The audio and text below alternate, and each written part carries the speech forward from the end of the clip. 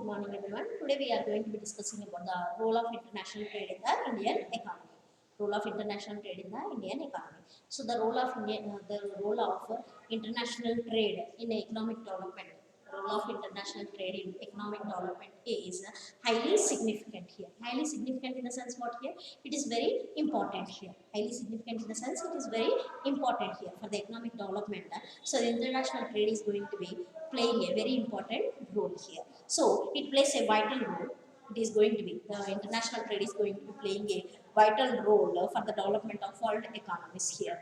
So the international trade is going to be playing a very key important role for the development of the world economies. For the development of the world economies we are going to be seeing now here. So here it is providing to the urge for the development. It is providing to the urge for the development of the knowledge and the experience that make the development possible here. So what will be, so the international trade is going to be providing to providing to urge for the development of the knowledge. We have to develop the knowledge and the experience. We have to develop the knowledge and also the experience that the development is going to be possible here, which is going to be making the development is going to be possible here. So whatever the development we are going to be thinking, so the development is going to be possible whenever we are going to be learning. We are going to be gaining the more knowledge and more experience for the development of our country here. So here the classical and neoclassical economists, the classical and the neoclassical. Classical in the sense old economist. Neoclassical means what here, that the middleist and the newest economists. What they are going to be saying, they are going to be attached so much. They all are going to be neoclassical and classical economists. They are going to be attached so much importance for the international trade here. They are going to be specifying so much importance is there for the international trade of our country's development here. So much thing is going to be required for the our country's development here. So that they are regarded as an engine of economic growth. So that's what they are going to be saying. So the international trade is the engine of growth of development of our country here. So engine ఏదైతే బోగిలన్నిటి లాక్కెళ్తుందో engine of growth అనేది కూడా అలా development of కంట్రీకి use అవుతుంది అని they are going to be saying here. They are saying of what here, it is like a engine. The growth is nothing but like a engine. How the trains are going to be running based on that particular engine, how fast it is going to be running, the train is going to be running that much fast here. So the development of the country is going to be also dependent on the growth of the engine. How much fast the growth rate is going to be increasing, the country is going to be developed of that much they are going to be saying. That much the country is going to be developing here. So the opposite view holders, that the historically international trade, the opposite views. So even though positive thinkers will be also there, opposite thinkers will be also there, no? So the opposite view holders, what they are going to be saying here, so historically international trade has led to international inequality, whereby, so international inequality we are going to be maintaining, whereby the rich countries have become richer. The rich countries have become richer as an economic slogan. Richer will become always rich and poorer will become always poor here. So that the same slogan we are going to be using here. So the rich countries are always becomes richer and experience of the poor countries. When comparatively with the poor countries, the rich countries are always, they will become the richer, either in the form of a knowledge wise or the technological wise or the developmental wise. When we are going to be comparing this, they are going to be finding as a very richer than the poor countries, even though when we are going to be comparing with the poor countries here. So here it is therefore that the continued that the contended that even developing countries, even though the developing countries, in the poor countries underdeveloped, weak countries are treated in the form of and what here, underdeveloped countries. So like India is one of the developing country. So here the developing countries are required a sacrifice. The developing countries are going to be requiring the sacrifice for the gains from the international specializations here, so they can attain the higher rate of development. So already developed countries, if they are going to be sacrificing of their particular gains, the developing countries are going to be attaining of the higher rate of development by the following of policy of import substitution here. So again is these views, let us now try to discuss about the role of international trade in the Indian economy. The role of international trade in the Indian economy. So the first one is comparative cost advantage. The first one is what here, comparative cost advantage.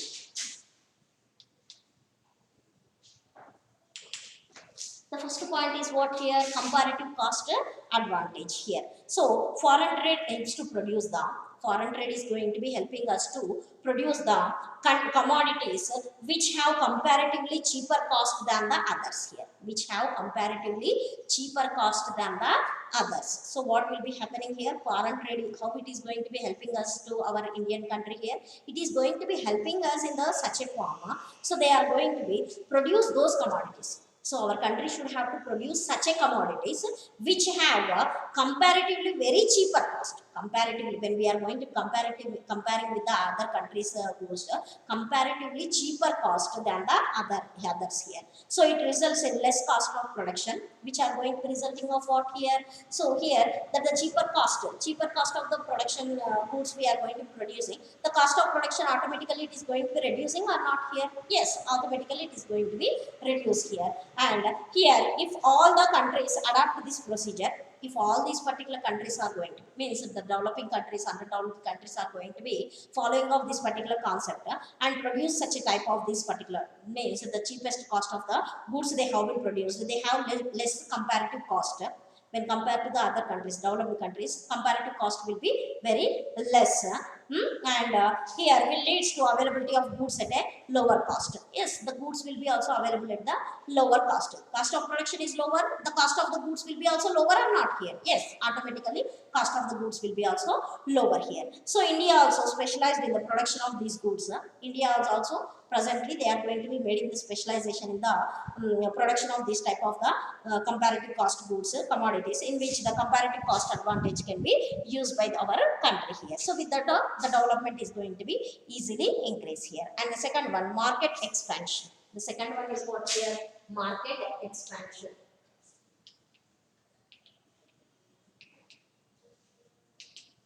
Comparative cost advantage ఏంటి అంటే cheap goods, చాలా తక్కువ ధరకి ఉత్పత్తి చేసే గూడ్స్ని మనం ఉత్పత్తి చేస్తే ఏమవుతుంది, మనకి ఉత్పత్తి వ్యయం కూడా తగ్గిపోతుంది. ఉత్పత్తి వ్యయం తగ్గిపోయింది అని అంటే ఏంటి, మనకి తక్కువ వ్యయంతో ఎక్కువ గూడ్స్ని తయారు చేయొచ్చు. ఎక్కువ గూడ్స్ తయారు చేస్తే ఏమవుతుంది, ఎక్స్పోర్ట్ చేసామనుకో దాని వాల్యూ మనకి ఎక్కువ వస్తుంది కదా. When we are going to be expected at the cheap cost of the goods, we are going to be getting the export cost as a lower here. So the income will be increased. With that the development is going to be easily possible for us or not here. So that's what they are going to be using of comparative cost advantage is the first and second one. So the second one is market expansion.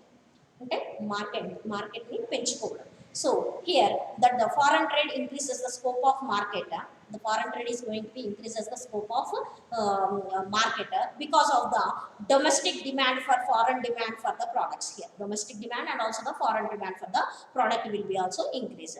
Domestic demand, మన దేశంలోనే మన market ఏం చేస్తే domestic demand with in మన దేశంలోనే వాటికి గిరాకీ అనేది ఉంటుంది. ఫారెన్ డిమాండ్, మనం ఎక్స్పోర్ట్ చేస్తే ఏమవుతుంది, అక్కడ ఫారెన్ గిరాకీ కూడా మనకి ఇంక్రీజ్ అవుతుంది, మార్కెట్ కూడా ఇంక్రీజ్ అవుతుంది. So here those products the market will be increase in the foreign countries also. So if the production of goods increases, if such a production of goods is going to be increases, average cost declines as the price of goods is also going to be declines here. The price of goods is also going to be, average cost will be decreased and the price of the goods is also going to be decreased. As a result, consumers will get different varieties of goods. The consumers is going to be getting the different varieties of the goods both in quantitative and qualitative terms here. Quantity paranga, quality paranga rendu kuda increase avutunnayi kada. So the more market will be created for such a products here. So more market has been expanded, what will be happen? So the development is also going to be increase or not here? Yes, automatically it is going to be increasing here. And the third one, agricultural development.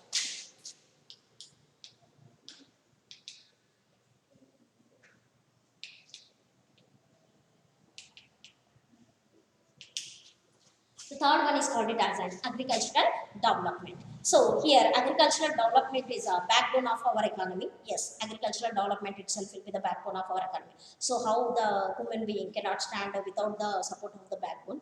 So that our country will be also, as our country is a developing country, or India is the most till now also presently also 50% of the people will be depending on the agriculture sector itself only, as we may be knowing here. So the 50% of our population will be dependent on the agriculture sector at present also we are going to be observing here. So here that's what we are calling here. So the agriculture development is a backbone for our economy. So how much faster the agriculture development will be there, so that much standard is our country here. So here foreign trade has playing a very important role.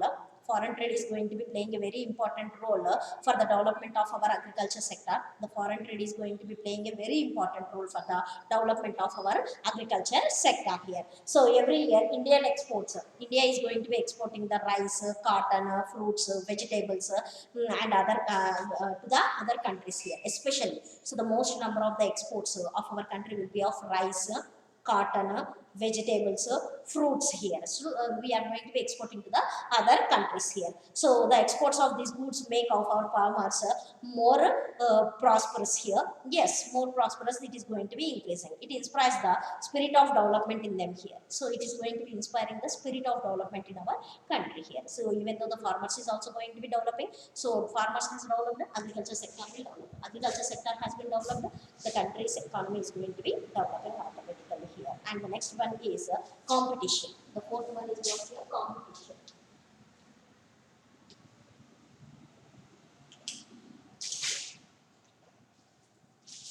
The next one is called it as a competition here. So international trade discourages the formation of local monopolies here. Yes, it is going to be controlling the local monopolies here. So monopolies restrictive trade practice act we are going to be using now. So it is going to be controlling the monopoly powers here. Monopoly powers here. So the tool of producers cannot exploit the consumers because the fear of cheap imports here. Because the fear of cheap imports, the producers cannot be exploit the consumers because of fear of cheaper imports. Cheap imports are available కాబట్టి మనం ఈ consumers పట్టుకుంటాము అవును కదా, imports కే మనం priority అనేది ఇస్తాం. So in the absence of imports, some local firms may create a monopoly and charge very high prices here. So because of that particular thing, they are going to be charging the high price for their particular products here. So the local products. So that what most number of the people are going to be depending on the imports because it will be available in the cheap cost here. Yes. So that's what will be happening. The competition is going to be increasing between the our country producers with the import of the products here. And the next one, trade policy.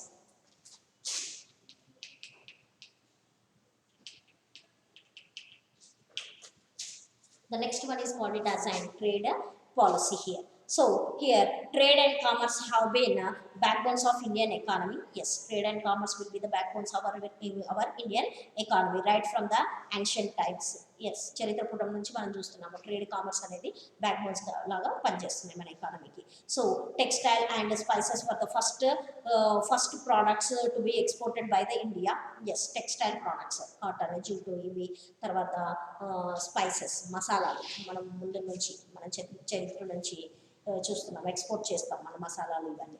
So here products have to be exported by the India from the 1950s to the late 1980s. From the 1950s to later 1980s, our country has been followed the socialist policy resulting in protectionism and heavy regulations of foreign companies. Protectionism and heavy regulations of the foreign companies conducting the trade with India. Average tariffs were more than 200%. Average tariffs were more than 200%. Extensive quantitative restrictions were imposed on imports and that the stringent restrictions were imposed on foreign investment. However, the country began to reform the economy since 1990. No economic reforms has been came into existence in our India in the year of 1990. No? So, though the adoption of LPG policy, LPG in the sense what here? Liberalization, privatization and globalization policy. Liquid petroleum gas kaadu. LPG ante liquid petroleum gas ani kaadu. Liberalization, privatization and globalization policy they have been introduced in the new economic reforms here. So here trade reforms produces remarkable after introducing of this particular economic reforms, the trade reforms has been produced the remarkable results here. India's trade to that the gross domestic product ratio increased from 15% to 35%.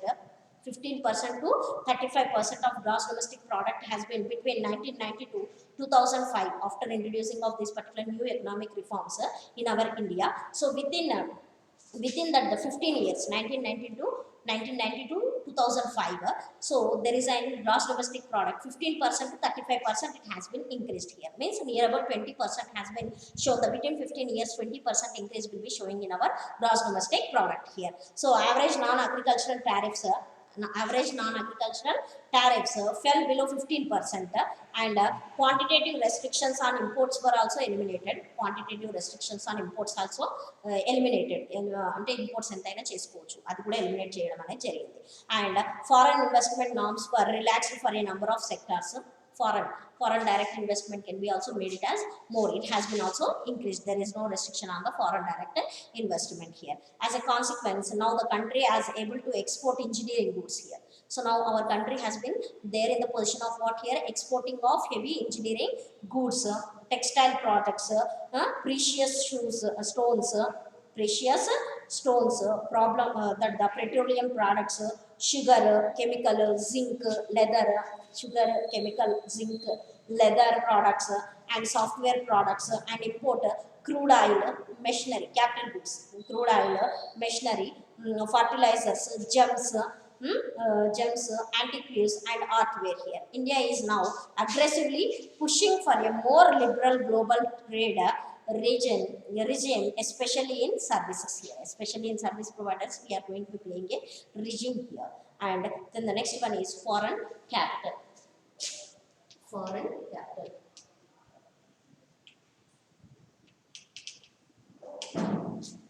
The next one is what here, foreign capital. So here as a part of economic reforms, India opened up its economy. India is going to be opened up its economy and allowed MNCs, multinational companies in our India. Multinational companies in our India in core sectors such as power and fuel, electrical equipments, transport, etc. to allow foreign instruments up to 74%. Up to the 74% stake in India from and above the even 100% stake in some firms here. 100% stake will be also provided in the some of the firms here. And the next one is, so these all will be the role of international trade is going to be playing in our Indian economy. These are the different types. The role of India in international trade is going to be playing in our Indian economy. So here these are all the ways it is going to be helping us to develop our economy here. Then the next one is foreign direct investment. Foreign direct investment. In short, we are calling of what here? FDI, foreign direct investment. Foreign direct investment. In shortly, what we are calling foreign direct investment. In short, we are going to be calling of what here? Foreign direct investment here. So, foreign direct investment is quite often considered. Foreign direct investment is quite often considered as the harbinger of the economic development of a country. Harbinger of the economic development of our country. As a matter of fact, it can be said that the foreign direct investment is a sine qua non. Sine qua non. Sine qua non. Foreign direct investment is a sine qua non.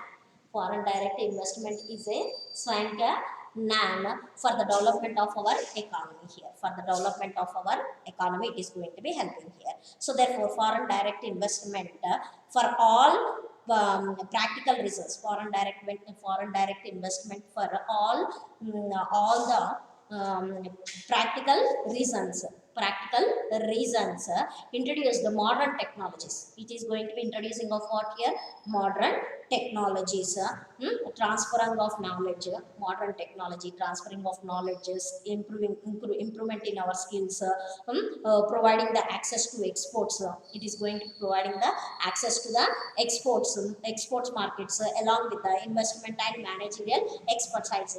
Investing the managerial expertise also increase. The specialization things is also going to be increasing here. The specialization things will be also increasing here, and that the mostly that the importantly is the gateway to earn the most sought fast foreign exchange to help the reduce the deficit balance of trade here. So why they are going to be helping us here? To reduce the deficit of balance of trade.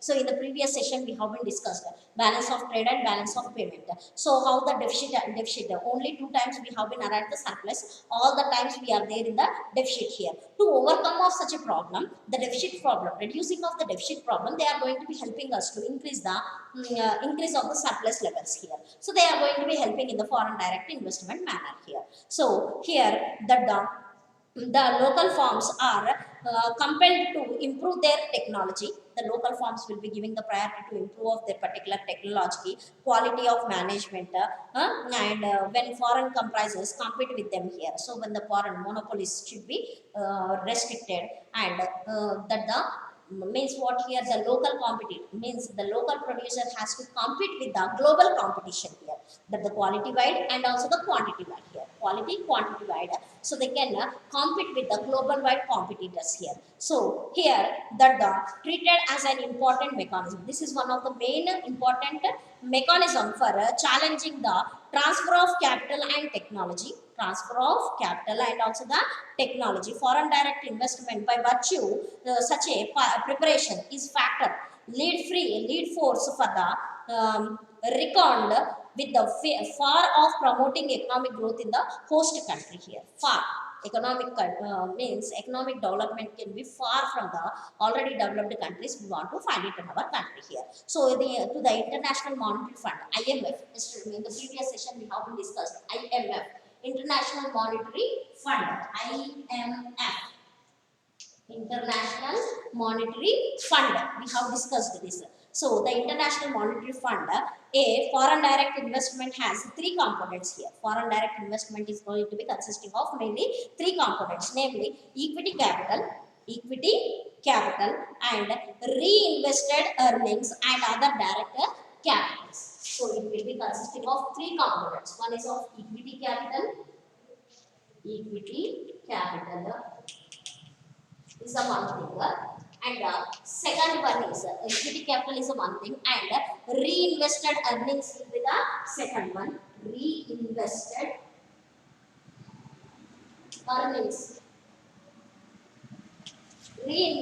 earnings is the second component, and the third component will be direct capital, and the third one is the direct capital. So these are the 3 components which will be maintained by the International Monetary Fund through the foreign direct investment here. So what are those 3 components? One is of equity capital, the second one is the reinvestment earnings, and the third one is called as a directed capital here. These are the 3 components is going to be maintained by the foreign direct investment here. However, the Reserve Bank of India and the foreign direct investment, Reserve Bank of India and the foreign direct investment inflows only on the basis of investment required from the non-residents. So for foreign direct investment required on the basis of investment, received from the non-residents. Non-resident in the sense what here? Other foreigners, residents of foreigners. So here residents on equity and preference share capital under the foreign direct investment scheme here. Equity capital and preference share capital through the foreign direct investment they are going to be allowing here by the Reserve Bank of India. So here this serves as an important source to fulfill the gap between income and savings. So fulfill the gap between the income and savings and technological upgradation. When we are going to be allowing them to invest in our country, what they will be doing? So they are going to be starting their companies in our India, and they are also going to be bringing their technology to our country. Their specialized skills can be brought it from there to here, and even though our infrastructure will be also what they are going to be developing. So the capital investment, employment opportunities will be also increasing. This all the way our country is also going to be developing through the natural resources which they are going to be utilizing here. So here that the exploitation of the natural resources along with the development of basic infrastructure here.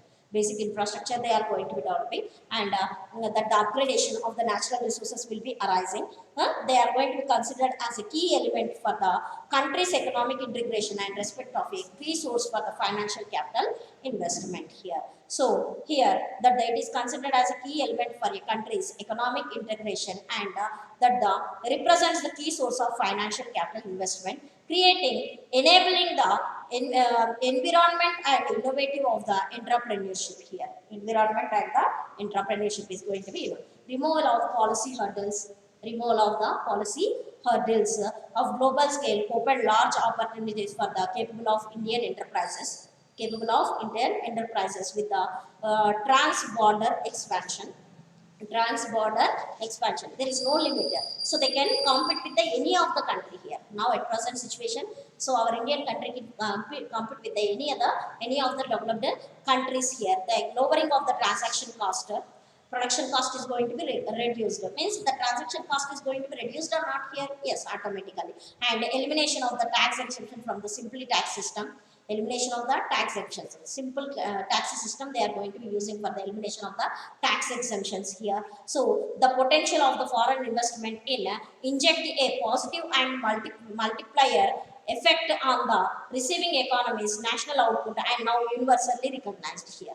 Universally recognition we are going to be getting for our global wide marketings here. So in the wake of scenario economic liberalization stated in India during the 1991, the new economic reforms liberalization policy has been came into existence in the year of 1991 as in the form of a new economic reforms, economic crisis, and since foreign direct investment has steadily increased in our India. Foreign direct investment is goes on increasing in our India. So here that which subsequently generated more than, which is going to be subsequently generating the more than 1 crore jobs here. So now it has been increased, the more than 1 crore of the jobs has been increased due to of the foreign direct investment. That is at the time of 1991 situation. At present, we can increase as there is a more number of employment opportunities also has been increased. The more of the infrastructural development we are going to be finding that here that the capital investment will be also more. Most number of the areas will be developed. Now we are going to find it here. So according to the Financial Times of the 2015, India overtook the China and United States as the top destination of the foreign direct investment here. So we have been overtook when comparatively from the United States and also China. The India itself has been overtook the foreign direct investment as more than this particular developed countries here. So here that in first half of the 2015, India attracts the investment of rupees $31 billion. So 2015, first half of the 2015, India has been attracted the $31 billion. $31 billion has been attracted as a first foreign direct investment here. But at the time of first half of the 2015, first half in the sense what here?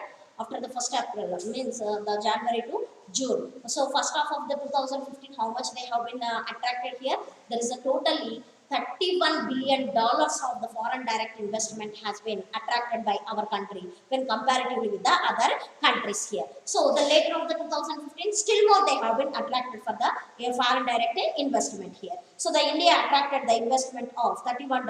Now the compared to $28 billion and $27 billion of China and US respectively. So $28 billion has been attracted by the China during the year of 2015, the first half. As comparatively that the US, $27 billion has been attracted by the US. United States has been attracted the US here. So here respectively. So there are the two routes by which India gets the foreign direct investment here. So foreign direct investment in our India. So in the next session we are going to be continuing of this particular thing. So when we are going to compare it to the US, it has been attracted the $1 billion of totally 27 billion dollars. The first half of the 2015, that China has been attracted. China has been attracting the billion dollars of 28 here. 28 billion dollars has been attracted by the China. So when we are going to be compared with these particular things, so our India has been faster than these two already developed countries for attracting of the foreign direct investment we can observe here. So means how much faster the growth rate is going to be increasing, how much fast we want to develop our country, we are going to be taking care with this we can easily understand here. How fast we are going to be inviting the other countries to invest in our countries, how far we are going to be attracting the other developed countries to come forward for develop means invest in our country to develop our country here. So how much global competition we are going to be facing, by this we can easily understand here.